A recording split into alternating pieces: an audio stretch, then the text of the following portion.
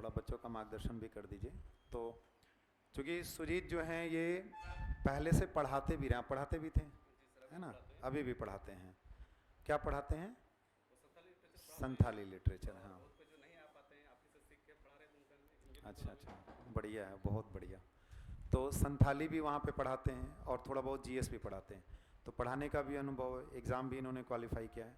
तो ये आपको बताएंगे कि कैसी रही जर्नी इनकी, क्या क्या चुनौतियाँ रहीं, कैसे इन्होंने प्रिपरेशन किया, कैसे इनके मन में विचार आया।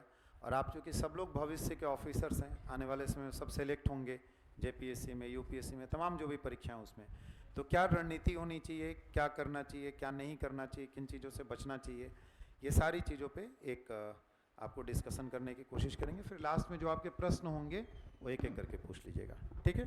ठीक है सुजीत।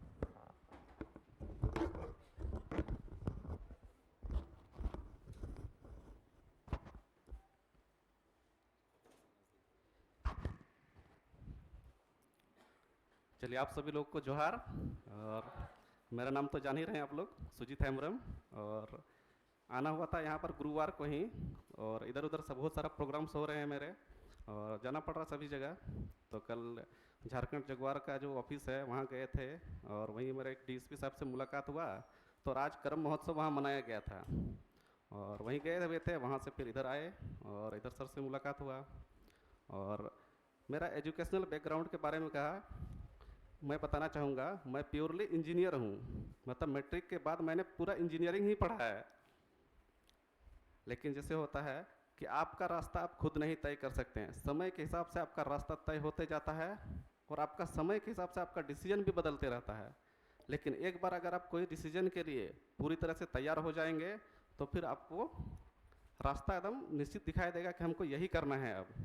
उसी तरह जब मैट्रिक पास करने के बाद हम पहले पॉलिटेक्निक पढ़े, फिर पीआईटी सिंदरी से बीटेक किए, इसके बाद वहाँ पर हम एमटेक भी किए, इसके बाद लगातार 5 साल तक हम ट्रेन चलाए, जेई के रूप में भी काम किए हैं। और इसी बार जैसे हुआ कि छठा जेपीएससी का इंटरव्यू दिए थे, 7वां का मुख्य परीक्षा दिए थे, और 2023 में ऐसा आया कि लगातार हम इंटरव्यू मेंस दे रहे थे। तो मुझे लगा कि अब हम रेल में रह के उतना अच्छा तरह से परफॉर्म नहीं कर पा रहे हैं। फिर मैंने रेलवे की जॉब को छोड़ा और लगातार 1 साल तैयारी किया, और आपके सामने रिजल्ट है। सचिवालय सेवा में भी मेरा चयन हुआ है, डीवी हुआ है। अब देखिए उसका नियुक्ति कब होता है। सीडीपीओ का मुख्य परीक्षा भी मैंने दिया है, एसएससी सीजीएल भी मैंने दिया हुआ है, उसमें भी सिलेक्टेड हूँ मैं। और जेपीएससी में ये जो है मेरा 67वां रैंक है।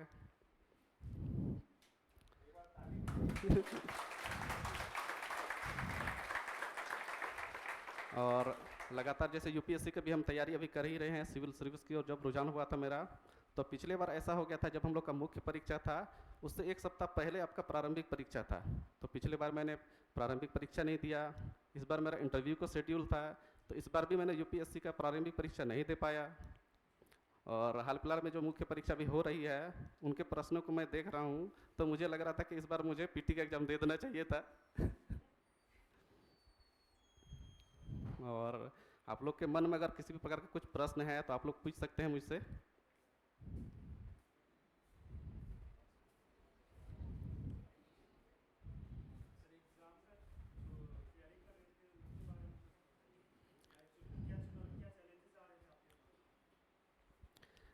जैसे आप जेपीएससी की भी तैयारी कर रहे हैं, साथ में आप यूपीएससी की भी तैयारी कीजिए।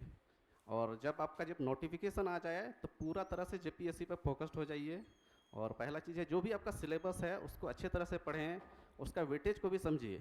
अगर आपसे कहा जाए प्रारंभिक परीक्षा अगर आप देते हैं, तो उसमें आपके 2 पत्र हैं, एक होते हैं GS1 और एक है GS2। GS2 में आपका झारखंड है, तो उसमें आपको सारा चीज़ समझना होगा कि क्या क्या चीज़ में किस में कितना वेटेज है। और साथ ही अगर आप देखिएगा मुख्य परीक्षा में, तो उसमें कुल मिला के आपको 6 पत्र हैं। तो उसमें अगर आप हिंदी इंग्लिश पहले से पढ़ेंगे, तो आपका हिंदी इंग्लिश में भी आपके ऊपर डिस्क्वालीफाई होने का बहुत डर होता है। ऐसा देखने को मिलता है कि बहुत सारे स्टूडेंट हिंदी इंग्लिश को हल्के में ले लेते हैं कि मैं तो लिख ही लूँगा, और बाद में पता चला कि हिंदी इंग्लिश में डिस्क्वालीफाई हो गए हैं। ऐसा चीज़ आप लोग को देखने के लिए मिलेगा, जैसे सचिवालय का परीक्षा में देखने के लिए मिला कि बहुत को हिंदी इंग्लिश में डिस्क्वालीफाई हुए हैं। इस बार का जेपीएससी परीक्षा में भी आप लोग को देखने के लिए मिलेगा, बहुत कोई को नंबर अच्छा आया होगा लेकिन हिंदी इंग्लिश में डिस्क्वालीफाई हैं। तो प्रतिदिन आप न्यूज़पेपर पढ़िए, लिखिए। और अगर आप अंकों का विभाजन आप देखिएगा, जब GS1 आप देखते हैं तो पूरा GS है आपका उसमें, है ना। और इधर आप मुख्य प्रश्न देखते हैं तो उसमें भी आपका एमसीक्यू है। एमसीक्यू अगर आप देखेंगे तो कुल मिला के 80 प्रश्न आपको एमसीक्यू के आते हैं। तो उस हिसाब से आप नंबर का विभाजन देखिए, 80 में अगर 160 नंबर आपको मिल रहा है, और इधर आपका जीएस जो इधर आपका आ रहा है जीएस 1 में, यानी कि आपका प्रीलिम्स के प्रथम पेपर में जो आ रहा है, तो उसमें आप देखेंगे कि जैसे आप पेपर 1 में पढ़ेंगे तो उसी तरह आपका 160 नंबर का तैयारी मेंस के लिए भी हो जाएगा। और जब आप जीएस 2 का पेपर पढ़ेंगे, यानी कि द्वितीय पेपर पढ़ते हैं, तो उसमें आपका झारखंड का 100 प्रश्न रहता है।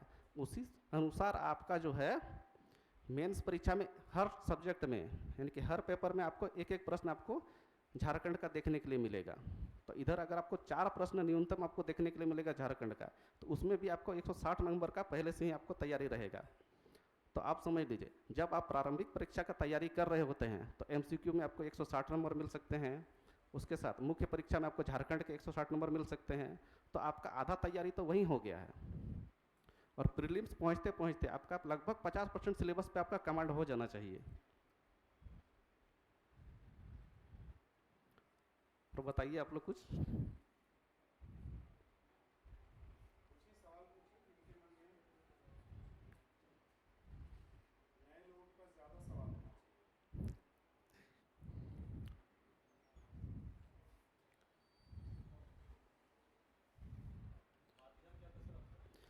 हम हिंदी से लिखे थे, और हमको सिर्फ अंग्रेजी अभी बहुत दिन से हम बोले नहीं हैं किसी से, तो बोलने में हमको दिक्कत है, लेकिन हमको लिखने में कोई भी दिक्कत नहीं है।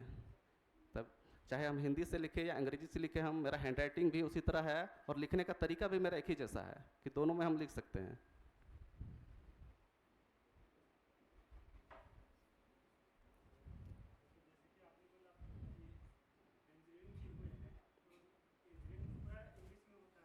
जी हाँ,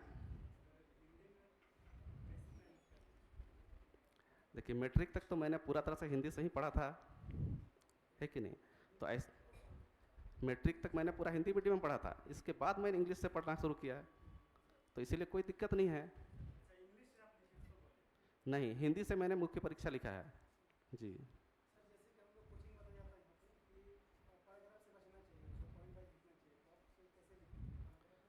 हम पॉइंट वाइज लिखे थे। हाँ, तो सबसे पहले कोई भी प्रश्न आता है तो उसमें आप यह ध्यान दीजिए कि उस प्रश्न का कैसा उत्तर एकदम सटीक होना चाहिए। उत्तर बहुत लंबा लिखने का जरूरत नहीं है कि छोटे शब्दों में ही आप सटीक उत्तर लिखिए, इधर उधर लिखने से मतलब नहीं बनता है। कुछ प्रश्नों में अगर आपका सीधा तौर पर कोई डेफिनेशन आता है कि जो आपने हूबहू पढ़ा है उसी के आसपास आपको डेफिनेशन लिखना होगा। उदाहरण आप जैसे भी समझाइए, लेकिन आपका डेफिनेशन लगभग उसी तरह होना चाहिए। जैसे आप राष्ट्रीय आय की परिभाषा लिखते हैं, गरीबी की परिभाषा लिखते हैं, बेरोजगारी की परिभाषा लिखते हैं, पारिस्थितिकी के बारे में लिखते हैं, तो एकदम हूबहू लगभग मतलब मिलना चाहिए कि हाँ इनको आता है। उदाहरण आप किसी भी तरह से समझा सकते हैं।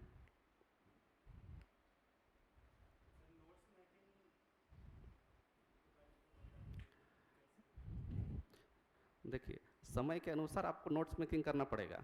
जैसे आपके पास अगर कम समय है तो नोट्स मेकिंग के बजाय आपको लिखने का कोशिश करना चाहिए। आप जैसे अभी अगर नोटिफिकेशन आता है 14 जेपीएससी का, तो आपके पास नोट्स मेकिंग का समय नहीं रहेगा, आपको एकदम शॉर्ट नोट्स बनाना होगा। और जितना ज़्यादा आप टेस्ट दीजिएगा, प्रतिदिन आप क्वेश्चन लिखिए, 3-4 को लिखिए। इसके बाद मान लिया कहीं भी आप टेस्ट सीरीज ज्वाइन कर रहे हैं तो उस टेस्ट सीरीज को आप लगातार अंतराल पे दीजिए। टेस्ट सीरीज में देखिए कहाँ आपको नंबर कट रहा है, फिर उसमें सुधार कीजिए। आप समझिए सभी पेपर में अगर 5-5 को 6-6 टेस्ट सीरीज अगर आप देते हैं तो आपका नंबर अच्छा आएगा।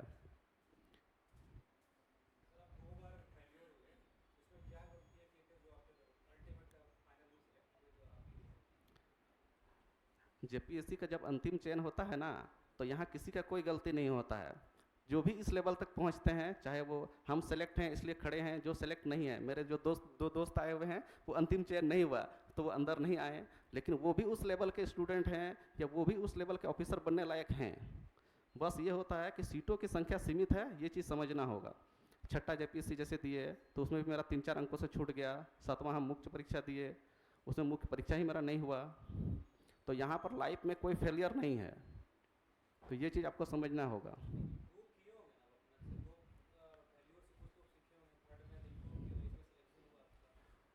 तो सबसे पहला चीज़ है कि आप अपना लेखन शैली का विकास कीजिए। आप प्रतिदिन आंसर लिखिए। हो सकता है कि जैसे छठा जेपीएससी में, सातवां जेपीएससी में हम उतना समय लिखने का नहीं दिए थे, लेकिन सातवां जेपीएससी में हम पढ़ने से ज़्यादा हम लिखे थे। और यहाँ लगातार भी हम जहाँ टेस्ट, यहाँ भी टेस्ट सीरीज दिए थे, आंसर कॉपी चेक होता था, और सप्ताह में 2 दिन टेस्ट होता है, एक बुधवार एक रविवार। तो हम लिखते थे और फिर देखते थे कि मेरा को क्या क्या गलती हुआ है, मुझे कितने अंक मिले हैं, एमसीक्यू मेरे कितने सही हो रहे हैं। तो इन सभी चीज़ों पर आपको करना पड़ेगा काम। और जैसे भी अगर आपको रैंक लाना है ऊपर, कि 2 डिजिट में आना है, सिंगल डिजिट में आना है, तो आपको एमसीक्यू है कि आपको 70 सही करना ही होगा 80 में।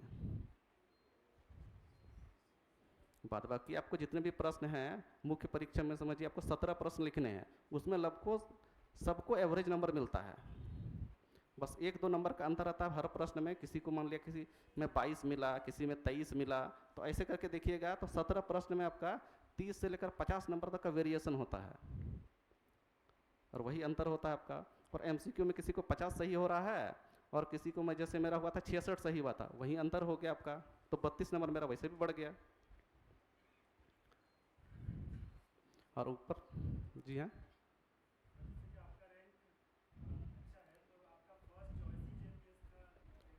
जी हाँ, मेरा फर्स्ट चॉइस ही जेपीएस था। यूआर कैटेगरी से, जी हाँ।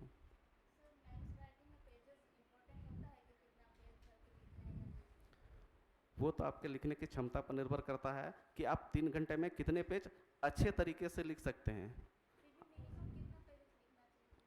मिनिमम आपको 5 पेज लिखना होगा एक प्रश्न के लिए, और कुल मिला के 20 से 22 पेज में हो जाएगा। लेकिन अगर आप थोड़ा बड़े लिखते हैं तो आपको 25-27 पेज करके भी लिखना होगा। और फ्लो डायग्राम वगैरह आप अच्छा से बना लेते हैं तो फिर आपको, मेरा एवरेज जाता था 32-33 पेज हर पेपर में जाता था, कि ऑन एन एवरेज हम ऐसा बना के रखे थे कि हम कोई भी क्वेश्चन लिखते थे, अंदाजा हमको हो जाता था कि अब मेरा 5वां क्वेश्चन पहुंचने वाला है, 5वां पेज जाने वाला है, कि अब हमको समय खत्म होने वाला है इस प्रश्न के लिए। तुरंत हम छोटा सा जगह छोड़ते थे और अगला क्वेश्चन की ओर बढ़ जाते थे। और एग्ज़ाम में जैसे 2-3 तरीका है। एग्ज़ाम में है कि आप पूरा तरह से एक ऐसा प्रश्न चुनिए जो कि आपका स्टैटिक है, और कुछ प्रश्न होता है डायनेमिक। अगर आप एग्ज़ाम में देखिएगा, मान लिया इंडियन इकोनॉमी आप देखिएगा, आप लिखिएगा कि राष्ट्रीय आय से आप क्या समझते हैं, इसको निकालने की विधि के बारे में बताइए। तो ये आप कितना भी अच्छा लिखेंगे ना, तो 4 से 5 पेज में लिखेंगे। और उसी के साथ में अगर कुछ को ऐसा प्रश्न आ जाए जो कि डायनामिक हो, उसके साथ कोई एग्रीकल्चर का जोड़ दिया पेपर, कोई गरीबी का जोड़ दिया क्वेश्चन, या बेरोजगारी का, तो उसके तुलना में आप दूसरा प्रश्न लिखेंगे तो आपको ज़्यादा विकल्प है। गरीबी की समस्या पूछ दिया, कैसे सुधारेंगे, झारखंड सरकार क्या कर रही है, भारत सरकार क्या कर रही है, तो आपके पास ज़्यादा लिखने का ऑप्शन है उसमें।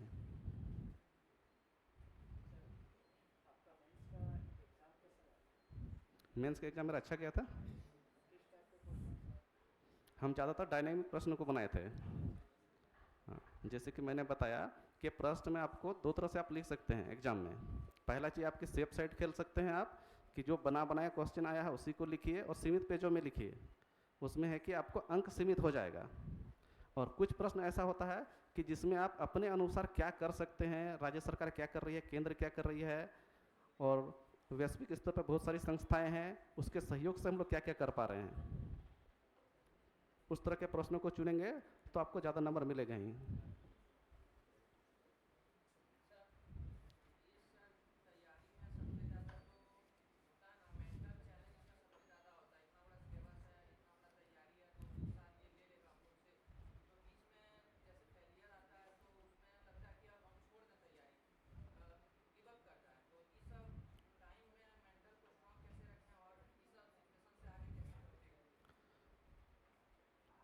हम लोग का जीवन में बहुत बार ऐसा आता है कि हम लोग तैयारी करते हैं फिर छोड़ देते हैं। तो आप छोटा छोटा टारगेट बनाइए।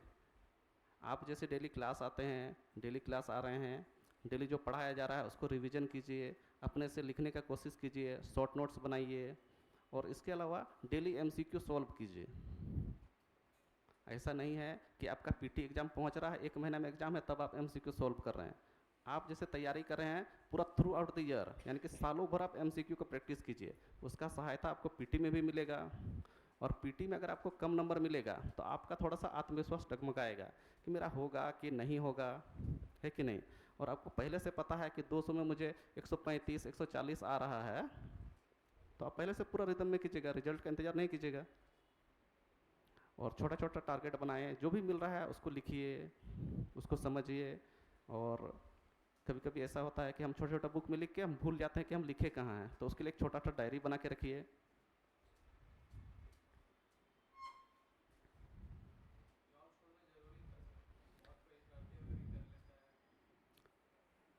ज़रूरी तो नहीं होता है किसी के लिए, लेकिन मेरे लिए ज़रूरी हो गया था, इसीलिए मुझे छोड़ना पड़ा। ज़रूरत हम लोग का अपने हिसाब से होता है। जी हाँ, जैसे ऐसा नहीं है कि आप जॉब के थ्रू से नहीं कर सकते हैं। आपका जॉब का नेचर कैसा है, आप कितने घंटे पढ़ पाते हैं, आपका खुद का क्षमता क्या है, आपका फैमिली बैकग्राउंड का सपोर्ट कैसा है। पता चला कि आप जॉब छोड़ दिए हैं, घर में बैठ के तैयारी करें, सबसे गाली पड़ रहा है आपको, है कि नहीं। और हम है कि इतना आज़ाद थे ना कि हमको कोई पूछने वाला ही नहीं था कि तुम पढ़ा कि नहीं पढ़ा, खाना खाया कि नहीं खाया, कि जो कुछ करना था खुद ही करना था हमको। मेरा जैसे है, मुख्य परीक्षा में 6 पेपर है हमारा, तो न्यूनतम हम 6 घंटा तो पढ़ते ही थे, और कम से कम हम 2 घंटा राइटिंग करते थे। उसमें डिवीजन किए थे, जैसे सुबह हम पढ़ते थे, सुबह मान लिया 2 पेपर पढ़ लिए या 3 पेपर पढ़ लिए, तो शाम में 3 पढ़ लिए। सुबह 1 घंटा रीडिंग कर लिए 2 क्वेश्चन का, शाम में 2 का रिटर्न कर लिए हैं। तो वो आपको छोटा छोटा टारगेट बनाना पड़ेगा।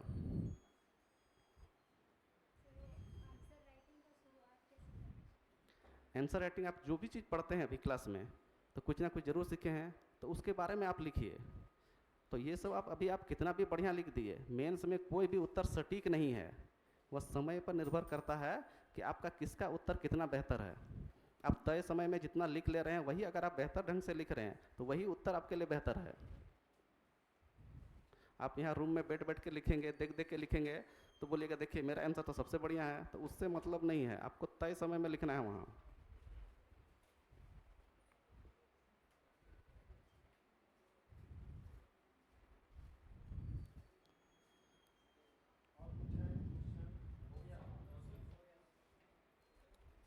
और आप लोग अच्छे से तैयारी कीजिए, और ऐसा उम्मीद है कि नया 14 जेपीएससी आने का उम्मीद है, और उससे नियुक्ति आने से पहले ही आप लोग का लगभग 40 से 50% सिलेबस पूरा हो जाना चाहिए।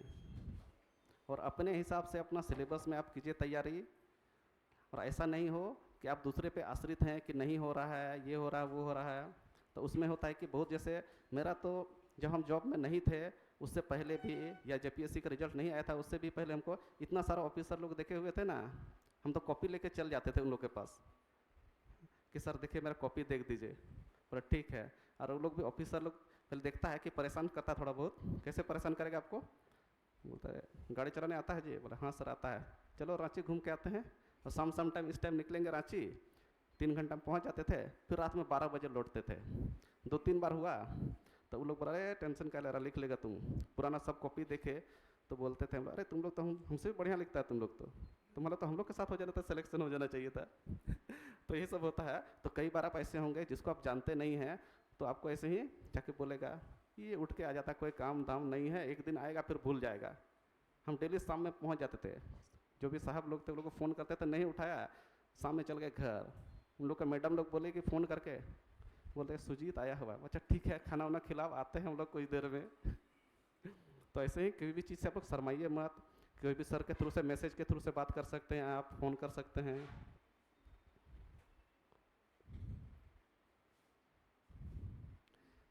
कुछ प्रश्न यहाँ पूछा गया, जैसे आपका मीडियम का फ़र्क पड़ता है रिजल्ट में। मीडियम का कोई भी फ़र्क नहीं पड़ता है, आप हिंदी से भी अच्छे तरह से लिखने का आदत रहेगा तो आपको आएगा नंबर। और देखिए अगर आप देखेंगे पुलिस सर्विस का अंक डिस्क्लोज हो चुका है, जो टॉपर आया था उनको मिला है 710 और हमको मिला है 674.5, यानी कि 36 नंबर का अंतर है। तो वहाँ पर एक चीज़ ध्यान दीजिए, तो 2-3 चीज़ों में हो सकता है। 17 क्वेश्चन लिखना था, हो सकता है कि उसको हर प्रश्न में 1-1 नंबर ज़्यादा आ गया हो, तो 17 नंबर उसके वहाँ बढ़ गए। मेरे एमसीक्यू सही हुए थे 66, उनका एमसीक्यू मान 72 से 73 सही हुआ, वहाँ उनका 12 नंबर का लीड हो गया। तो लगभग ऐसे ही समांतर बनता है आपका। और मेरा जो मेंस आंसर राइटिंग का जो मीडियम था वो हिंदी था, तो हिंदी में भी आप लोग बेहतर कर सकते हैं। ऐसा नहीं है कि हिंदी मीडियम पढ़ रहे हैं तो आप लोग को कोई बुरा है, बहुत कोई हिंदी मीडियम से इस बार सेलेक्ट हुए हैं। और जो मेरा लैंग्वेज था वो पेपर 2 में संथाली लैंग्वेज था। संथाली लैंग्वेज हम बहुत दिन से पढ़ते भी हैं, पढ़ाते भी हैं, आंसर राइटिंग भी करवाते हैं। और क्लास में भी ऐसे बहुत सारे स्टूडेंट दिख रहे हैं जो पहले मिले हमसे तो बोल रहे हैं सर आप करवाते हैं आंसर राइटिंग लेकिन लिखने नहीं आए कोई। तो वही सारी चीज़ है ऐसा कि कोई भी चीज़ के लिए आप लोग शर्माइए मत और अच्छे तरह से मन लगा के पढ़ाई कीजिए। जी सर, जरूर सर।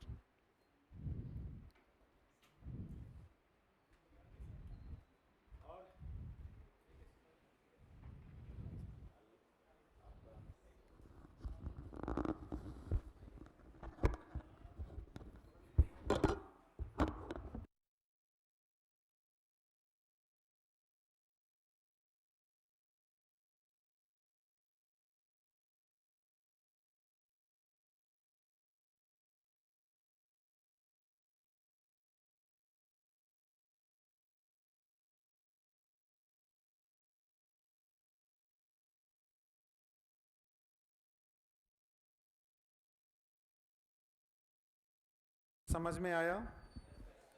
हाँ, लग रहा है कि आप भी यहाँ तक पहुँच पाएंगे, लग रहा है ना? ये कॉन्फिडेंस आना चाहिए। और ये कैसे होगा तो उसका रास्ता, उसका क्या रास्ता हो सकता है इन्होंने बताया ही। Answer writing more and more, जितना आप आंसर लिखेंगे उतना आप सिलेक्शन के करीब पहुंचेंगे, यही फॉर्मूला है इसमें। तो यहाँ आप आंसर राइटिंग प्रतिदिन हो रहा है अभी? हाँ, तो कोई बात नहीं, अगर नहीं भी हो रहा होगा तो हो जाएगा, शुरू हो जाएगा। आप खुद से भी घर पे आंसर